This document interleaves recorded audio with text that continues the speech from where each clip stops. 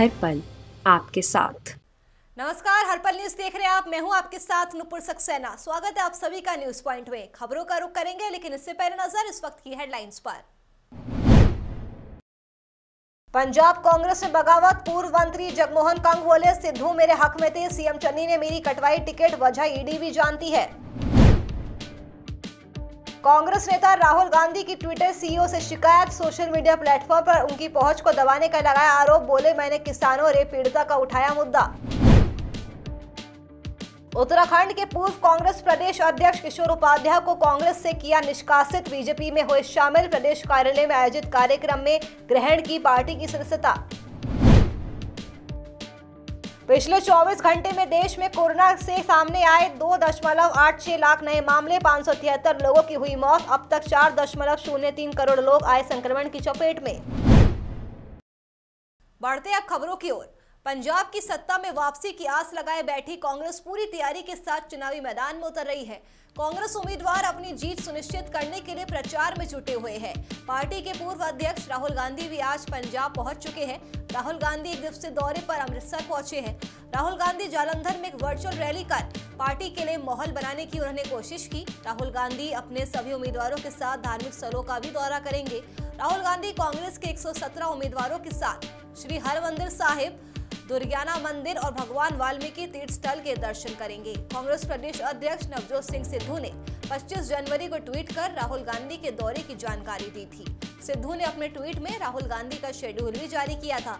Schedule के मुताबिक राहुल गांधी अमृतसर से बाई रोड जालंधर पहुंचे। राहुल जालंधर से वर्चुअल रैली कर कार्यकर्ताओं का उन्होंने जोश बढ़ाया। पंजाब में 20 फरवरी को एक ही चरण में मतदान होगा। वोटों की गिनती 10 मार्च को होगी। पंजाब कांग्रेस में खरड़ सीट पर भी बगावत हो गई है। पूर्व मंत्री जगमोहन कंग ने कहा कि कांग्रेस हाईकमान मेरे हक में थी, लेकिन सीएम चरणजीत सिंह चन्नी ने मेरा टिकट कटवा दिया। वे नहीं चाहते थे कि मैं खरड़ से चुनाव लड़ूं। इसकी वजह ईडी भी जानती है। कंग ने समर्थकों की मीटिंग बुलाई, जिसमें चरणजीत चन्नी के खिलाफ जमकर नारेबाजी हुई। पूर्व मंत्री जगमोहन ने कहा कि इस बार भी सोनिया गांधी और पूरी कांग्रेस हाईकमान मेरे साथ थी, लेकिन सीएम चन्नी ने इसका विरोध कर दिया। उन्होंने कहा कि मैं इसी विधानसभा क्षेत्र में रहता हूं, इसलिए यह टिकट मेरे हिसाब से दी जाएगी। कांग्रेस नेता राहुल गांधी ने हाल ही में ट्विटर को पत्र लिखकर सोशल मीडिया प्लेटफॉर्म पर उनकी पहुंच को दबाने का आरोप लगाया। राहुल गांधी ने कहा कि सरकार के दबाव में उनकी आवाज को चुप कराने के लिए ट्विटर पर फॉलोअर्स की संख्या पर अघोषित प्रतिबंध लगाए जा रहे हैं। राहुल गांधी ने ट्विटर सीईओ पराग अग्रवाल को दिसंबर में लिखे पत्र में कहा कि मैं आपका ध्यान उस ओर लाना चाहता हूं कि मुझे लगता है कि भारत में स्वतंत्र और निष्पक्ष भाषण पर अंकुश लगाने में ट्विटर की अनजाने में मिलीभगत है। इतना ही नहीं, राहुल ने कहा कि लोगों की तरफ से मुझे भरोसेमंद रूप से बताया गया है कि ट्विटर इंडिया पर सरकार द्वारा मेरी आवाज को दबाने के लिए काफी दबाव है। राहुल गांधी ने आगे लिखा कि दुनिया भर में उदार लोकतंत्र और सत्तावाद के बीच वैचारिक लड़ाई सोशल मीडिया प्लेटफॉर्म पर चल रही है। ऐसे में ट्विटर जैसी कंपनियों के शीर्ष पर बैठे व्यक्तियों की जिम्मेदारी और ज्यादा बढ़ जाती है। राहुल गांधी ने कहा कि चौंकाने वाला है कि मेरे ट्विटर फॉलोअर्स की वृद्धि को अचानक रोक दिया गया। राहुल गांधी ने कहा कि मेरे 2 करोड़ फॉलोअर्स हैं, मेरा ट्विटर अकाउंट एक्टिव है और इस साल जुलाई 2021 में हर दिन मेरे 8 से 10 हजार फॉलोअर्स बढ़ते रहे। उत्तराखंड के पूर्व कांग्रेस प्रदेश अध्यक्ष किशोर उपाध्याय को पार्टी विरोधी गतिविधियों के लिए 6 साल के लिए पार्टी से निष्कासित कर दिया गया है। उन्हें पहले अनुशासनात्मक कार्रवाई के रूप में सभी पदों से हटा दिया गया था। इसके बाद किशोर उपाध्याय बीजेपी में शामिल हो गए। प्रदेश कार्यालय में आयोजित कार्यक्रम में उन्होंने पार्टी की सदस्यता ग्रहण की। पार्टी उन्हें टिहरी सीट से उम्मीदवार बना सकती है। बता दें कि बीते दिनों प्रदेश कांग्रेस के पूर्व अध्यक्ष और पूर्व मंत्री किशोर उपाध्याय को बीजेपी के नेताओं से मुलाकात करने पर पार्टी ने उन्हें प्रदेश समन्वय समिति के अध्यक्ष समेत पार्टी के सभी पदों से हटा दिया था। साथ ही इस मामले में आगे भी कार्रवाई के संकेत दे दिए थे। इस संबंध में प्रदेश प्रभारी देवेंद्र यादव ने किशोर उपाध्याय को भेजे पत्र में बीजेपी सरकार के खिलाफ कांग्रेस की लड़ाई को कमजोर करने का गंभीर आरोप लगाया था। यूपी के बुलंदशहर में बीएसपी प्रत्याशी मनवीर गुर्जर के कार्यक्रम में आचार संहिता की धज्जियां उड़ाई गई। जनसंपर्क कार्यक्रम के दौरान कोरोना गाइडलाइंस का भी जमकर उल्लंघन किया गया। इस कार्यक्रम में लोग बिना मास्क और बिना सोशल डिस्टेंसिंग के भी नजर आए।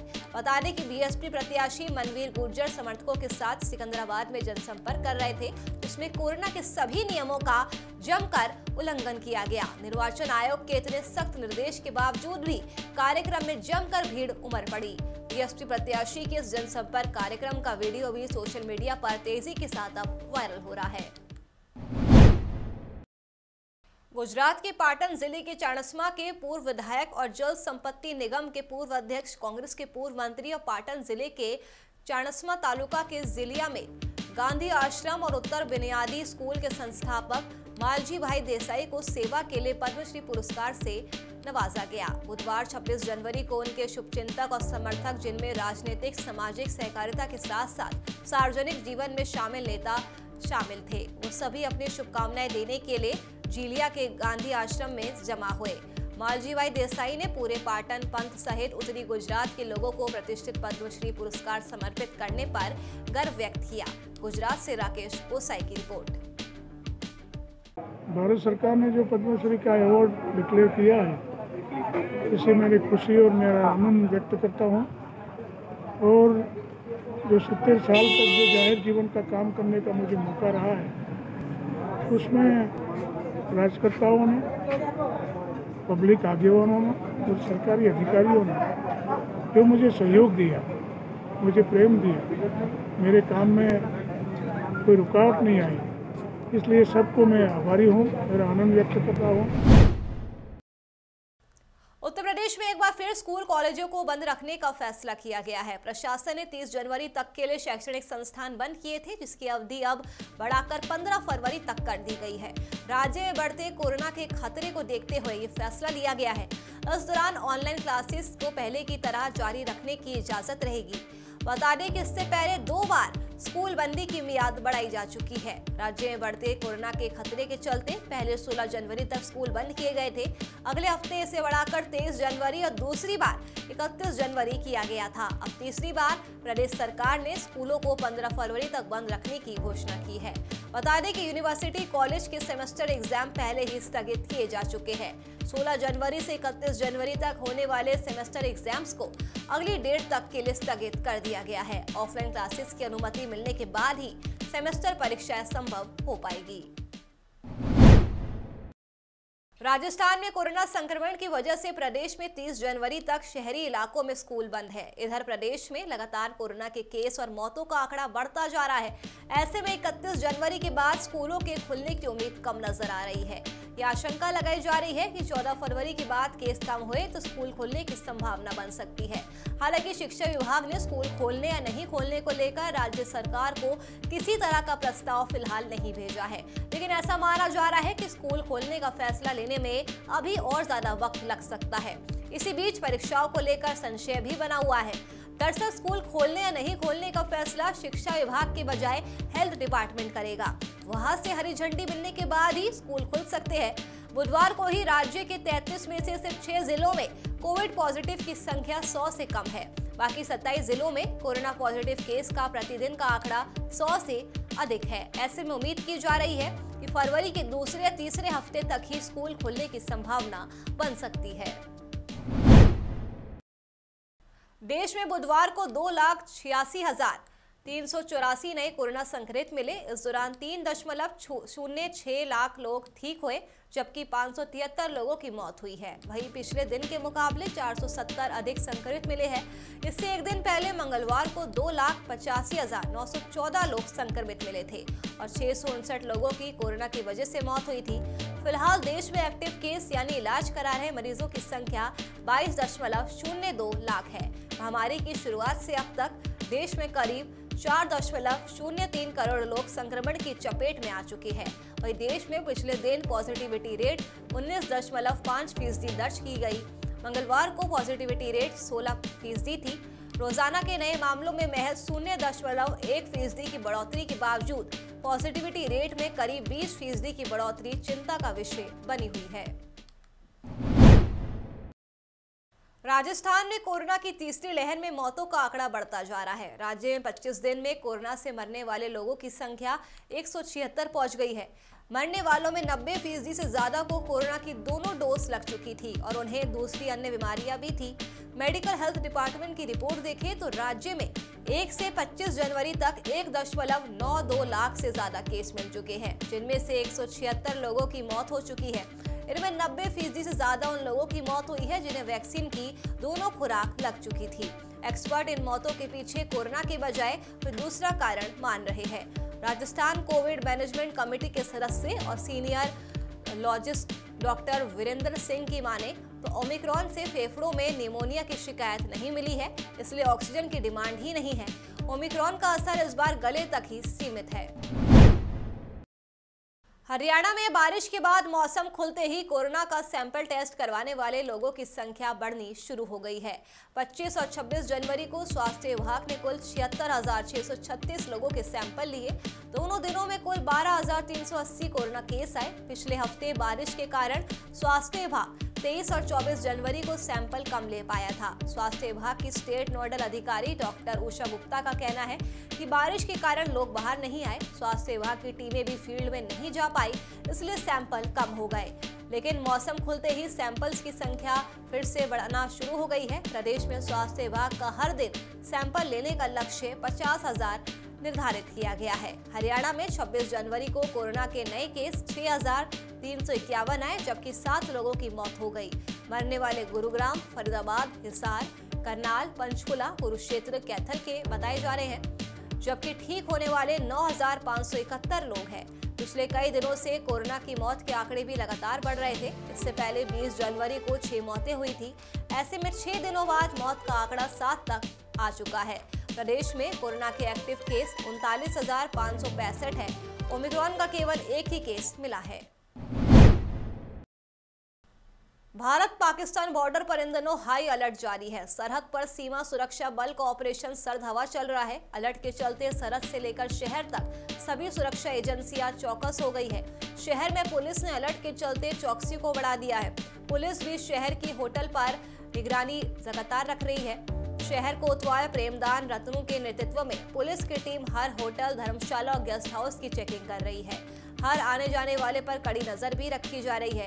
होटल वालों को भी निर्देश दिए गए हैं कि बिना आईडी के किसी को भी अपने होटल में ना रुकवाएं। दरअसल बीएसएफ ने सरहद पर 28 जनवरी तक हाई अलर्ट करके रखा है, ताकि सर्दियों में कोहरे और धुंध की आड़ में कोई घुसपैठ, तस्करी या नापाक हरकत ना हो जाए। सरहद पर बीएसएफ का सबसे बड़ा ऑपरेशन शुरू हुआ है, जो 28 जनवरी तक चलेगा। इस ऑपरेशन को सर्द हवा का नाम दिया गया है। भारत पाकिस्तान की सीमा पर चौकसी को बढ़ाया गया है, ताकि सरहद पार से कोई भी परिंदा पर ना मार सके। इन 6 दिनों के ऑपरेशन के दौरान सीमा सुरक्षा बल के सभी अधिकारी और जवान तारबंदी पर मौजूद रहेंगे और सरहद की रखवाली चौकस निगाहों से करेंगे। सर्दियों में घने कोहरे का फायदा उठाकर किसी भी तरह की घुसपैठ को रोकने के लिए बीएसएफ बॉर्डर पर हाई अलर्ट पर है। राजस्थान के बाड़मेर जिले में सुनसान जगह पर बबूल के पेड़ से फांसी के फंदे पर युवक का लटका हुआ शव मिला। शव मिलते ही पुलिस ने मृतक के परिजनों को इसकी सूचना दी। शव को पोस्टमार्टम के लिए मोर्चरी में रखवाया गया है। पुलिस मौत के कारणों का पता लगाने में जुटी हुई है। मिली जानकारी के मुताबिक बुधवार देर शाम को पाऊ गांव के सुनसान इलाके में बबूल के पेड़ से फांसी का फंदा लगाकर सुसाइड कर लिया। वहां से गुजर रहे लोगों ने शव को लटका हुआ देखा तो पुलिस को इसकी सूचना दी। पुलिस ने मृतक के परिजनों को इसके बारे में बताया और परिजनों के आने के बाद पुलिस ने ग्रामीणों की मदद से शव को नीचे उतारा। शव को सिवाना मोर्चरी में रखवाया। वहीं गुरुवार को मृतक का पोस्टमार्टम करवाकर शव परिजनों को सौंपा जाएगा। परिजनों की रिपोर्ट के आधार पर आगे की कार्रवाई की जाएगी। शेयर बाजार में आज फिर भारी गिरावट है। बीएसई का सेंसेक्स 900 पॉइंट्स टूटकर 56,809 पर पहुंच गया है। इसके सभी 30 शेयर में से केवल 2 बढ़त में कारोबार कर रहे हैं। आज मार्केट कैप 259.73 लाख करोड़ रुपए है, जो कि मंगलवार को 262.77 लाख करोड़ रुपए था। इस तरह से निवेशकों को 3 लाख करोड़ रुपए का घाटा पहले मिनट में हुआ। गिरने वाले प्रमुख शेयर में टाइटन 3% टूटा है, जबकि HDFC Bank, Tech Mahindra, doctor Reddy, HCL Tech, Wipro और इन्फोसिस के शेयर 2% से ज्यादा गिरे हैं। बढ़ने वाले स्टॉक में केवल एक्सिस बैंक और एनटीपीसी है। वही सेंसेक्स के 302 शेयर लोअर और 131 अपर सर्किट में है। इसका मतलब ये है कि एक दिन में इनमें एक तय सीमा से ज्यादा की ना तो गिरावट हो सकती है और ना ही बढ़त हो सकती है। 1685 स्टॉक नीचे और 1067 स्टॉक ऊपर कारोबार कर रहे हैं। देश के कई हिस्सों में कड़ाके की ठंड पड़ रही है। दिल्ली एनसीआर समेत पूरे उत्तर भारत में सर्दी का सितम जारी है। दिल्ली में ठंड ने पिछले 9 सालों का रिकॉर्ड तोड़ दिया है। मौसम विभाग ने अनुमान जताया है कि दिल्ली में आने वाले दिनों में शीतलहर जारी रहेगी। मौसम विभाग के मुताबिक 2013 के बाद इस साल दिल्ली में इतनी भयंकर ठंड पड़ी है। इससे पहले बारिश का रिकॉर्ड भी टूटा था।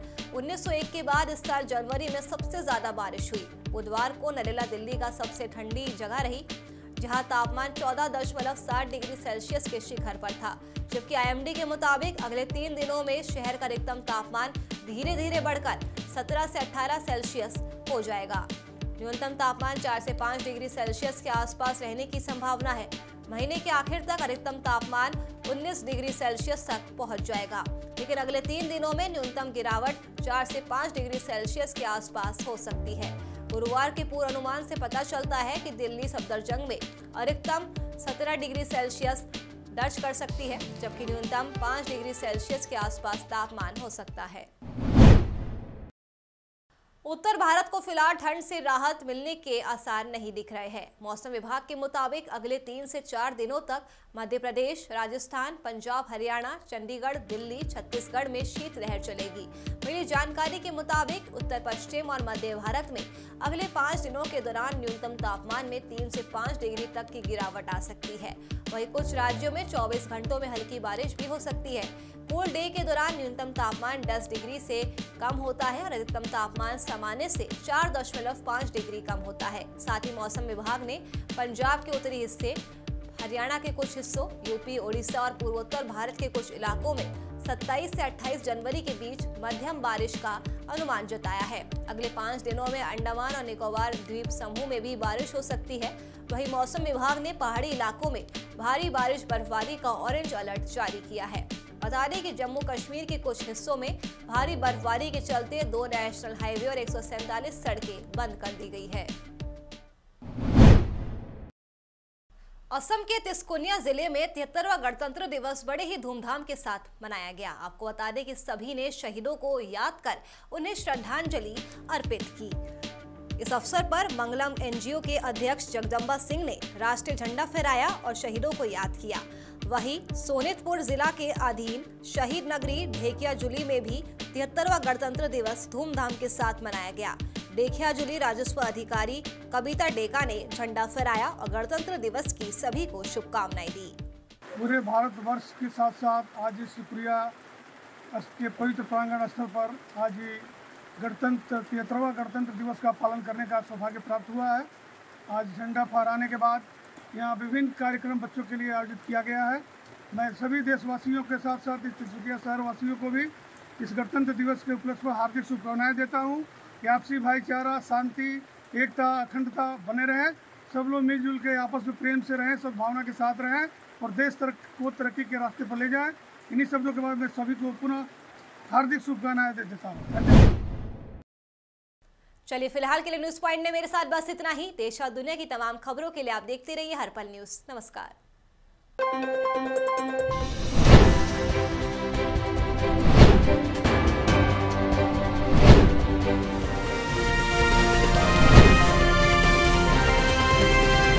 हर पल आपके साथ।